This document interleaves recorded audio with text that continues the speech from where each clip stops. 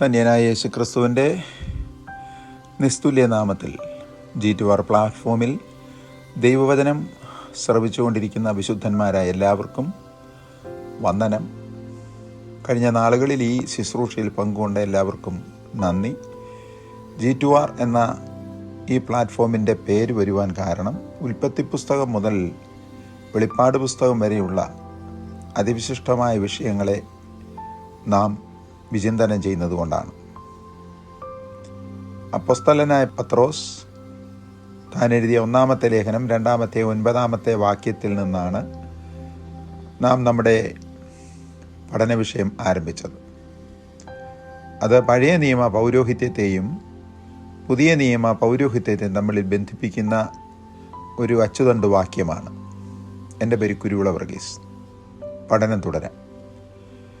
യഹോവയാം ദൈവം മഹോന്നതനാണ്, അവൻ പരിശുദ്ധനാണ്. അവിടുത്തെ ആരാധിക്കുന്ന സകല വിശുദ്ധന്മാരും വിശുദ്ധന്മാരാകണം എന്നത് ദൈവം ആവശ്യപ്പെടുന്നു. അത് പഴയ നിയമത്തിലും പുതിയ നിയമത്തിലും ഉണ്ട്. ലേവ്യ പുസ്തകം 11-ാം അധ്യായം 44-ഉം 45-ഉം 19-ാമത്തെ അധ്യായം 2-ഉം 26-ഉം പഴയ നിയമത്തിലെ വാക്യങ്ങളാണ്. ഞാൻ വിശുദ്ധൻ ആകയാൽ നിങ്ങളും വിശുദ്ധരാകുവീൻ. പത്രോസ് 1-ാമത്തെ ലേഖനം 1-ാം അധ്യായം 15-ഉം 16-ഉം വാക്യങ്ങളിൽ അതേ വാക്യം ഉദ്ധരിച്ചുകൊണ്ട് പറയുന്ന വാക്യം കൂടെ നാം അതിശ്രേഷ്ഠതയോടുകൂടെ ചിന്തിക്കുകയും പഠിക്കുകയും പ്രായോഗികമാക്കുകയും ചെയ്യണം. യഹോവയാകുന്ന ദൈവം ഒരു കുഞ്ഞാടിൻ്റെ ചോരത്തളിപ്പിനാൽ ഫറവോന്യ ശക്തിയെ തകർത്ത് മരുഭൂമിയിൽ കൊണ്ടുവന്ന് 40 വർഷം അവരോടുകൂടെ വസിക്കുമ്പോൾ തന്നെ പുറപ്പാട് ദിവസം 25-ാം അധ്യായത്തിൽ നിഷ്കർഷിച്ച പരമപ്രധാനമായ ആവശ്യകത, ഞാൻ നിങ്ങളുടെ നടുവിൽ വസിക്കേണ്ടതിന് എനിക്കൊരു വിശുദ്ധ മന്ദിരമുണ്ടാക്കണം. അതിന് മാതൃകയും ദൈവം കാണിച്ചു കൊടുത്തു. കാരണം ശുദ്ധീകരണം കൂടാതെ ആരും കർത്താവിനെ കാണുകയില്ല. അതാണല്ലോ വിശുദ്ധ പൗലോസ് പഴയ നിയമത്തിൽ അഗാധ പാണ്ഡിത്യം ലഭിച്ച ഒരു കാലത്ത് പഴയ നിയമത്തിൻ്റെ ന്യായപ്രമാണത്തിൻ്റെ വക്താവായി ലോകം ഒക്കെയും അറിയപ്പെട്ടിരുന്നവനും അതിന് വിപരീതമായി ദൈവവചനം പഠിപ്പിച്ച ശിഷ്യന്മാരെ കൊന്നൊടുക്കുവാൻ പരിശ്രമിച്ച അഹോരാത്രം ഓടി നടന്നവനുമായ പൗലോസ് എബ്രായർക്ക് എഴുതിയ 12-14 കുറിച്ചിരിക്കുന്നത്. പഴയ നിയമ പൗരോഹിത്യ നിയമപ്രകാരം പുരോഹിതൻ്റെ നെറ്റിയിൽ മുടിയുടെ മുൻഭാഗത്ത് യഹോവയ്ക്ക് വിശുദ്ധം, ഹോളിനെസ് ടു ദ ലോർഡ് എന്ന് മുദ്ര കുത്തിയ പട്ടം, ഹെഡ്ബാൻഡ് ഉണ്ടാക്കി നീലച്ചരട് കൊണ്ട് കെട്ടണമായിരുന്നു. പുറപ്പാട് പുസ്തകം 28-ാം അധ്യായം 36-39 വാക്യങ്ങൾ. പരിശുദ്ധനായ ദൈവം തൻ്റെ ജനത്തെ അനുഗ്രഹിക്കുകയും അവരുടെ ശത്രുക്കളെ അവർക്ക് ഏൽപ്പിച്ചു കൊടുക്കുവാനും പാളയത്തിൻ്റെ മധ്യേ നടക്കുമ്പോൾ അവരിൽ അശുദ്ധി വരുത്തുന്ന വൃത്തികേട് കണ്ടിട്ട് അവരെ വിട്ട് അകലാതിരിപ്പാൻ അവരുടെ പാളയം അക്ഷരാർത്ഥത്തിൽ വിശുദ്ധം ആയിരിക്കണമെന്ന് കർക്കശമായി നിഷ്കർഷിച്ചു. ആവർത്തന പുസ്തകം 23-ാം അധ്യായം 14-ാമത്തെ വാക്യം. എന്തിനധികം വിവരിക്കണം? സഹസ്രാബ്ദ യുഗത്തിൽ കുതിരകളുടെ മണികളിന്മേൽ പോലും യഹോവയ്ക്ക് വിശുദ്ധം എന്ന് എഴുതിയിരിക്കും. 2 വാക്യങ്ങളെ ചേർത്ത് പഠിക്കണം അവിടെ. വെളിപ്പാട് പുസ്തകം 19-11 മുതൽ 14 വരെ സ്വർഗത്തിൽ നിന്ന് ഇറങ്ങി വരുന്ന വെള്ളക്കുതിരകൾ 1000 ലക്ഷോപലക്ഷം അതിൻ്റെ മണികളിൽ വിശുദ്ധമെന്നെഴുതും എന്ന് സക്കറിയ പ്രവചനം 14-20 വാക്യത്തിൽ എഴുതിയിരിക്കുന്നു. ഇപ്പോൾ നാം കേട്ട വിചിന്തനം ചെയ്ത ഖണ്ഡിക കഴിഞ്ഞ ക്ലാസിൻ്റെ അവസാനം പറഞ്ഞതാണ്. അതിനെ തുടർന്നുള്ള കാര്യം വ്യക്തമാക്കുവാൻ വേണ്ടിയാണ് ഇത്രയും കാര്യങ്ങൾ ഒരു തവണ കൂടെ ആവർത്തിച്ചത്. ദയവ് ചെയ്ത് ആവർത്തന വിരക്തി ഇതിൽ തോന്നരുത്. ഇത്രമാത്രം പരിശുദ്ധനായ ദൈവത്തിൻ്റെ നിരന്തരമായ സാന്നിധ്യത്തിന് ആവശ്യം പൊൻവെള്ളി പണ്ടങ്ങളല്ല, വിശുദ്ധി മാത്രമാകുന്നു എന്ന് മറന്നു പോകരുത്. പഴയ പുതിയ നിയമങ്ങളിൽ കാണുന്ന വിശുദ്ധീകരണ പ്രക്രിയകൾ ശ്രദ്ധിക്കണം. മരുഭൂമിയിലുള്ള മരുപ്പച്ചകളിൽ കാണുന്ന ചണച്ചെടി വെട്ടി എടുത്ത ശേഷം അതിൻ്റെ പുറന്തോട് പാറയിൽ നിന്ന് ഒഴുകി വരുന്ന വെള്ളത്തിൽ അഴുക്കിയെടുത്ത് കഴുകി ഉപയോഗത്തിന് യോഗ്യമാകുന്നതുവരെ തൂയ വെള്ള നിറം ലഭിക്കുന്നിടം വരെ അത് നേർമയാക്കി പിരിച്ചെടുത്ത് പിന്നെയുണ്ടാക്കുന്ന ചരടുകളായിരുന്നു തിരശീലകൾക്ക് ഉപയോഗിച്ചിരുന്നത്. അവ തക്ക പരുവത്തിൽ നേർമ വരുത്തണം, അഥവാ മൃദുവായ രൂപത്തിൽ ആകുന്നിടം വരെ അതിനെ വിശുദ്ധീകരിക്കണം. ആ പ്രക്രിയയിൽ കൂടി കടത്തി വിടുന്നത് പോലെ തന്നെയാകുന്നു പുതിയ നിയമത്തിൽ ദൈവസഭയ്ക്ക് നിഷ്കർഷിക്കപ്പെട്ടിട്ടുള്ള വിശുദ്ധീകരണ പ്രക്രിയകൾ എന്ന് മറന്നുപോകരുത്. അവ എന്തെല്ലാമാകുന്നു എന്ന് അക്കമിട്ട് എണ്ണി ചില വേദവാക്യങ്ങൾ മുൻപാകെ പറയുവാൻ ആഗ്രഹിക്കുന്നു. ഏതോ ഒരു വാക്യം കണ്ടിട്ട് രാജകീയ പുരോഹിതവർഗമാണ് ഞാനെന്നും പറഞ്ഞ് ഞെളിഞ്ഞു വെച്ച് നടക്കരുത്. രാജകീയ പുരോഹിതവർഗമായി തീരേണ്ടതിന് ചില വിധിമുറകൾ ദൈവം തിരുവചനത്തിൽ നിഷ്കർഷിച്ചിട്ടുണ്ട്. അത് മീറ്റ് ചെയ്യാത്ത ഒരു വ്യക്തിയെപ്പോലും ദൈവം തൻ്റെ രാജകീയ പുരോഹിതവർഗത്തിൽ ഉൾപ്പെടുത്തുകയില്ല എന്നുള്ള തിരുവചന നഗ്ന സത്യം ഗ്രഹിച്ചുകൊള്ളണം. ഒന്നാമത്തെ പടി ദൈവപുത്രൻ്റെ ലോകത്തിൻ്റെ പാപത്തെ ചുമക്കുന്ന ദൈവത്തിൻ്റെ കുഞ്ഞാടിൻ്റെ രക്തത്താലുള്ള ശുദ്ധീകരണം പ്രാപിച്ചിരിക്കണം. ഏകദേശം സകലതും രക്തത്താൽ ശുദ്ധീകരിക്കപ്പെടുന്നു എന്ന് എബ്രായർക്ക് എഴുതിയ ലേഖനം 9:22 ഉണ്ടല്ലോ. ആടുകൾ, മാടുകൾ എന്നിവയുടെ രക്തം കൊണ്ട് ശുദ്ധീകരണം പ്രാപിക്കാത്ത വ്യക്തി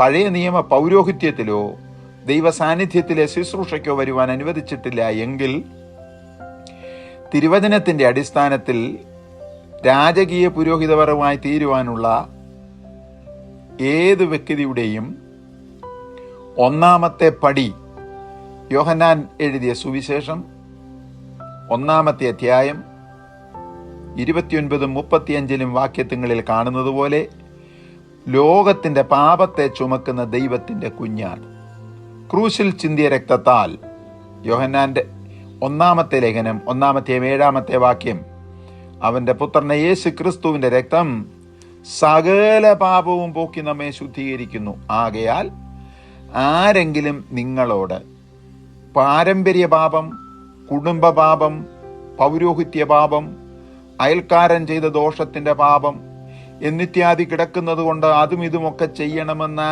ആരെങ്കിലും പഠിപ്പിച്ചാൽ അത് തെറ്റാണ്. കർത്താവിനെ ഹൃദയം കൊണ്ട് തനിക്കു വേണ്ടി മരിച്ചുവെന്ന് വിശ്വസിച്ച് വായി കൊണ്ട് ഏറ്റുപറയുന്ന നിമിഷത്തിൽ എത്ര വിധ പാപങ്ങളുണ്ടെങ്കിലും അവ മുഴുവൻ ക്ഷമിക്കപ്പെടുന്നു എന്നാണ് യോഹന്നാൻ 1-ാമത്തെ ലേഖനം 1-ാം അധ്യായം 7-ാമത്തെ വാക്യത്തിൽ എഴുതിയിരിക്കുന്നത്.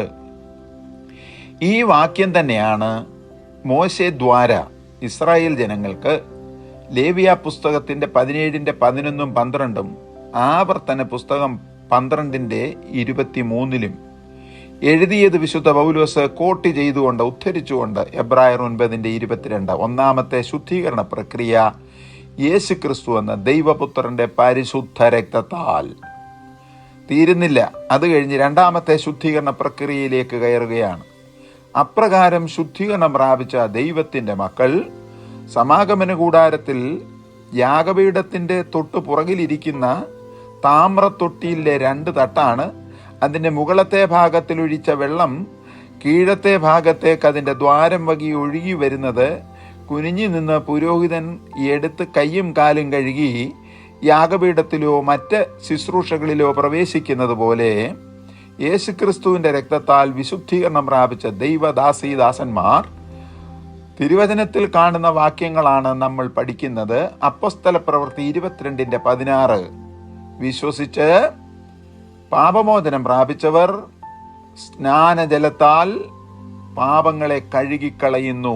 റോമർക്ക് എഴുതിയ ലേഖനം 1-ാം അധ്യായത്തിന്റെ 1 മുതൽ 11 വരെയുള്ള വാക്യങ്ങൾ. ആകയാൽ എന്ത് സഹോദരന്മാരെ, രക്തത്താൽ കഴുകൽ പ്രാപിച്ച വ്യക്തി കൃപ പെരുകേണ്ടതിന് പാപം ചെയ്തുകൊണ്ടേയിരിക്കുകയെന്നോ ഒരു നാളും അരുത്. പാപസംബന്ധമായി മരിച്ചവരായ നാം ഇനിയും അതിൽ ജീവിക്കുന്നത് എങ്ങനെ?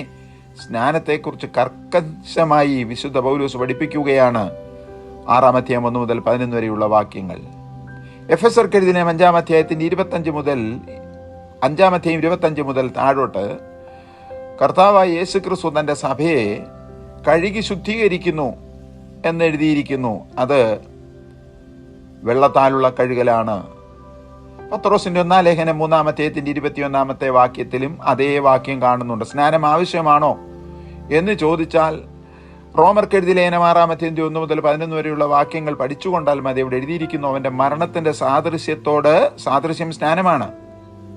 അതിനോട് നാം ഏകീഭവിച്ചവരായെങ്കിൽ പുനരുത്ഥാനത്തിന്റെ സാദൃശ്യത്തോട് ഏകീഭവിക്കും. കർത്താവ് താൻ ഗംഭീരനാദത്തോടും പ്രധാനദൂതന്റെ ശബ്ദത്തോടും ദൈവത്തിന്റെ കാഹളത്തോടും സ്വർഗത്തിൽ നിന്ന് ഇറങ്ങി വരുമ്പോൾ ഉയർത്തെഴുന്നേൽക്കുന്ന വിശുദ്ധന്മാരുടെ കൂട്ടത്തിൽ ഉൾപ്പെടണം എങ്കിൽ യേശു കർത്താവായിട്ട് പോലും മരിച്ചിട്ടാണ് ഉയർത്തെഴുന്നേറ്റതെങ്കിൽ സ്നാനപ്പെടാതെ ഒരു വ്യക്തിക്ക് ഉയർത്തെഴുന്നേൽപ്പ് സാധ്യമല്ല എന്ന് തിരുവചനത്തിൽ എഴുതിയിരിക്കുന്നു. ഒന്നാമത്തെ വിശുദ്ധീകരണം രക്തത്താൽ, രണ്ടാമത്തേത് സ്നാനജലത്താൽ.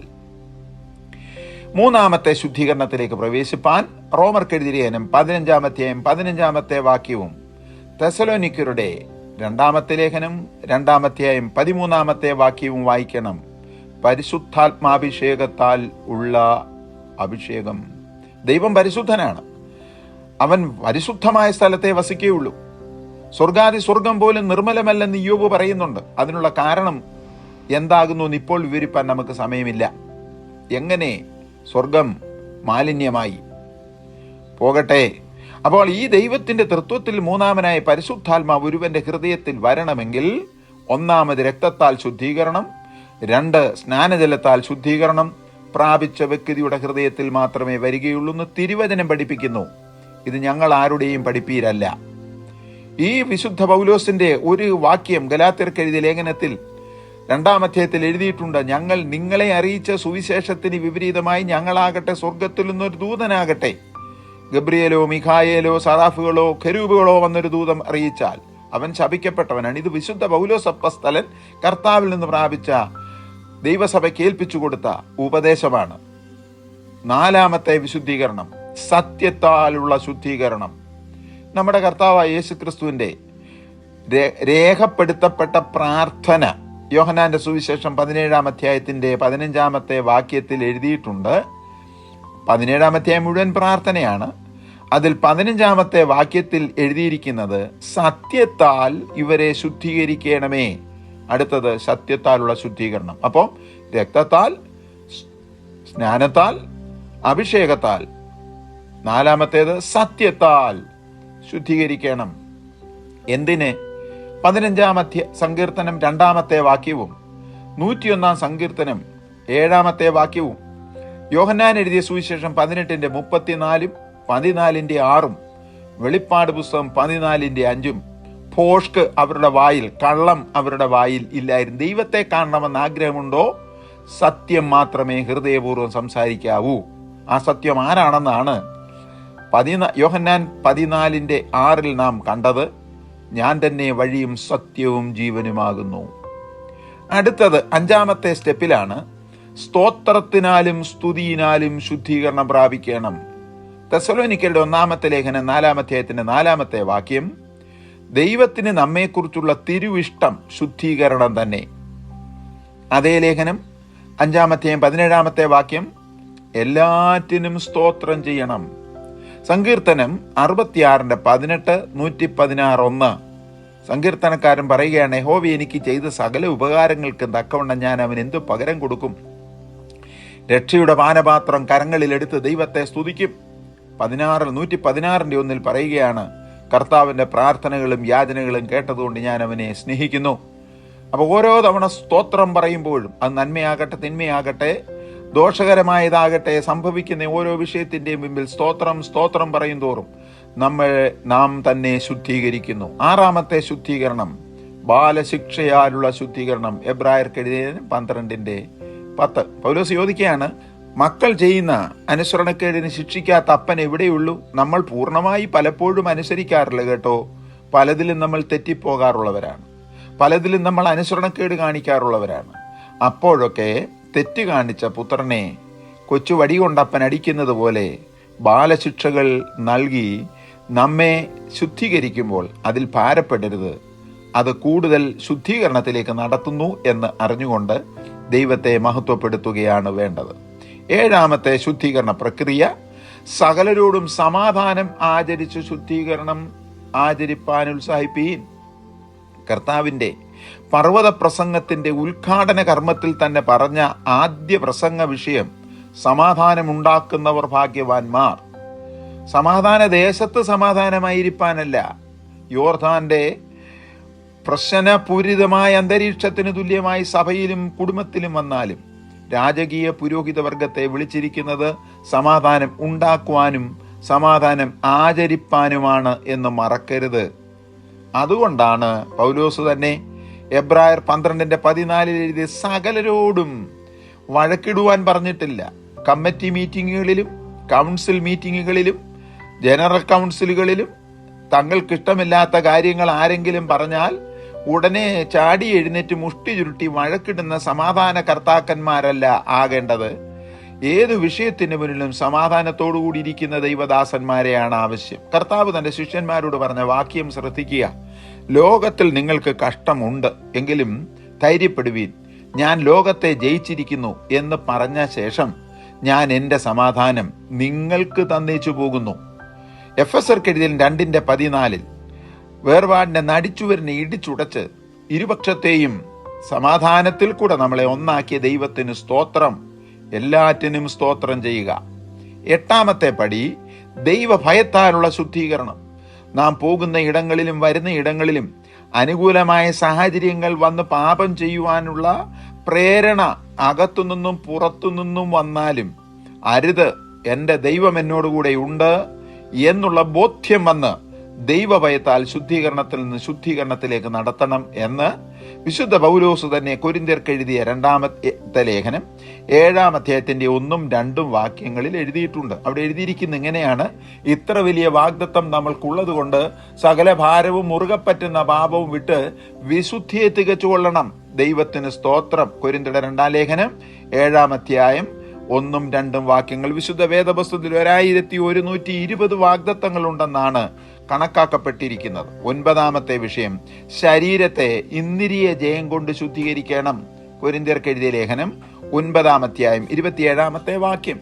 പൗലോസ് പറയുകയാണ്, ഓട്ടക്കളത്തിൽ ഓടുന്നവർ അനേകരെങ്കിലും വിരുദു പ്രാപിക്കുന്നത് ഒരുവനേയുള്ളൂ.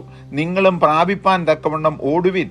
അങ്ങനെ ഓടുന്ന വ്യക്തികൾ ലഭിക്കുന്നത് വാടാത്ത കിരീടം, നിങ്ങളോ പ്രാപിപ്പാൻ പോകുന്നത് വാടാത്ത കിരീടം. അതുകൊണ്ട് ഈ വിഷയത്തെ പ്രസംഗിച്ച ശേഷം ഞാൻ തന്നെ കൊള്ളരുതാത്തവനായി തീർന്നു എന്ന് വരാതിരിപ്പാൻ ഞാൻ എൻ്റെ ശരീരത്തെ ദണ്ഡിപ്പിച്ച് അടിമയാക്കുന്നു. ഇവിടെ ശ്രദ്ധിക്കേണ്ട മറ്റൊരു വിഷയം ഗലാത്യർക്ക് എഴുതിയ 5-ാം അധ്യായത്തിന്റെ 24-ാമത്തെ വാക്യമാണ്. ഈ ശരീരത്തെ ദണ്ഡിപ്പിച്ച് അടിമയാക്കി ദൈവഭയത്തോടുകൂടെ ജീവിക്കണം. ആ പ്രക്രിയ നടക്കണമെങ്കിൽ നമുക്ക് ഇന്ദ്രിയത്തിന്മേൽ ജയമുണ്ടാകണം. കാഴ്ചയുടെ ഇന്ദ്രിയം, കേൾവിയുടെ ഇന്ദ്രിയ ജയം, രുചിയുടെ ഇന്ദ്രിയ ജയം, സ്പർശനത്തിൽ ഇന്ദ്രിയ ജയം, എല്ലാ ഇന്ദ്രിയങ്ങളുടെ മേലും ജയമുണ്ടാകണം. അടുത്തത് 10ാമത്തേത്, ലോകത്തിന്റെ മാലിന്യം വിട്ടോടി വിശുദ്ധീകരണം പ്രാപിക്കുക. പത്രോസിന്റെ 2-ാം ലേഖനം 2-20 വാക്യം. പണിക്കാരുടെ തൃപ്തി വരുന്നത് വരെ ശുദ്ധീകരണം പ്രാപിച്ച നീല നൂലിനെ കൊണ്ടാണ് ചിത്രത്തയ്യലുള്ള രീതികളിൽ തിരശീല ഉണ്ടാക്കിയതെങ്കിൽ കൃപാസനത്തെയും വിശുദ്ധ സ്ഥലത്തെയും വേർതിരിക്കുന്ന തൂക്കിയിടപ്പെട്ട നീലനൂൽ കൊണ്ടും ധൂമ്രനൂൽ കൊണ്ടും പിരിച്ച പഞ്ഞുനൂൽ കൊണ്ടും ഒക്കെ തിരശീല ഉണ്ടാക്കുന്നതെങ്കിൽ ദൈവത്തിന്റെ ഹിതമനുസരിച്ച് നമ്മളുടെ പണിക്ക് വേണ്ടി നൽകപ്പെട്ടിരിക്കുന്ന പരിശുദ്ധാത്മാവിന് തൃപ്തി വരുന്നിടം വരെ നമ്മൾ ശുദ്ധീകരണം നടത്തിയാൽ മാത്രമേ ദൈവത്തെ കാണുവാൻ കഴിയുകയുള്ളൂ എന്ന് മറന്നു പോകരുത്. ആകയാൽ ഈ വിഷയങ്ങൾ ഹൃദയത്തിൽ കരുതി കൊണ്ടുവേണം ആത്മീയ ജീവിതം ചെയ്യുവാൻ. ദൈവം നമ്മെ അനുഗ്രഹിച്ച് ആശീർവദിക്കുമാറാകട്ടെ. പരിശുദ്ധ പിതാവേ, കേൾവിക്കാർക്കായി നന്ദി. അവരെയും അവരുടെ കുടുംബങ്ങളെയും ശുശ്രൂഷകളെയും അനുഗ്രഹിച്ച് ആശീർവദിക്കണം എന്ന് യേശു ക്രിസ്തു എന്ന അങ്ങയുടെ ഏകജാതന്റെ നാമത്തിൽ പ്രാർത്ഥിക്കുന്നു. കേൾക്കുമാറാകണമേ.